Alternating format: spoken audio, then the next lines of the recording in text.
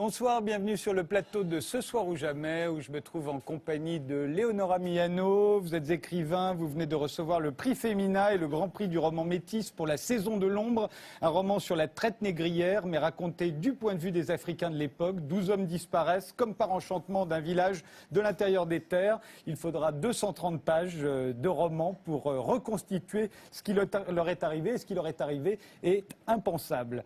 Bruno Gassio, vous êtes auteur, producteur. Votre nouveau livre paraît mercredi prochain. Il s'intitule « Petit manuel de survie à l'intention d'un socialiste dans un dîner avec des gens de gauche ». C'est assez méchant, mais c'est aussi, je vous cite, un grand cri d'amour. Elisabeth Lévy, vous êtes directrice de la rédaction de Causeur. Vous avez publié hier le manifeste des 343 salauds qui a, d'après le Monde de ce soir, enflammé le débat sur l'interdiction de la prostitution et la pénalisation du client et qui a provoqué, avant même sa publication, un déluge de réactions dans la presse et sur Internet. Pierre-Henri Tavoyot, vous êtes philosophe, président du Collège de philosophie. Vous êtes l'auteur de « Les femmes sont des adultes comme les autres » et vous êtes l'un des signataires du manifeste des 343 salauds, avec Frédéric Becbédé, qui en a eu l'idée, avec Nicolas Bedos, Pascal Bruckner, Philippe Caubert, le chanteur Antoine, David Dinotta, Perico Légas, Marc Weitzman ou Éric Zemmour.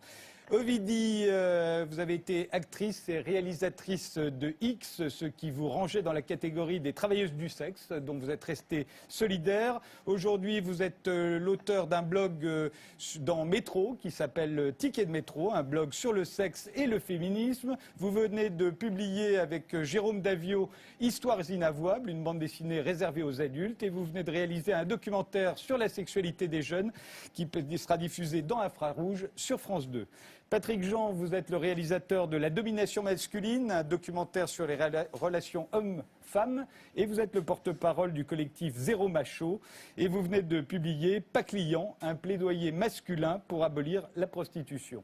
Anne-Cécile Maillefer, vous êtes porte-parole de l'association Oser le féminisme. Vous avez déclaré que la référence du manifeste des 343 salauds à celui des 343 salopes sur l'avortement est abjecte, car il s'agit d'après vous de 343 mâles dominants qui veulent continuer de disposer du corps des femmes par l'argent.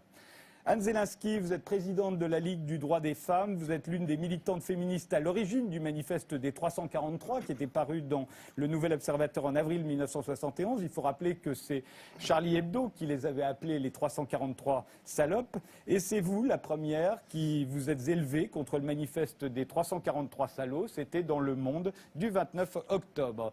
Alors, on va regarder d'abord ce qui s'est passé exactement. Alors, qu'est-ce qui s'est passé? C'était avant même la publication du magazine Causeur. Regardez.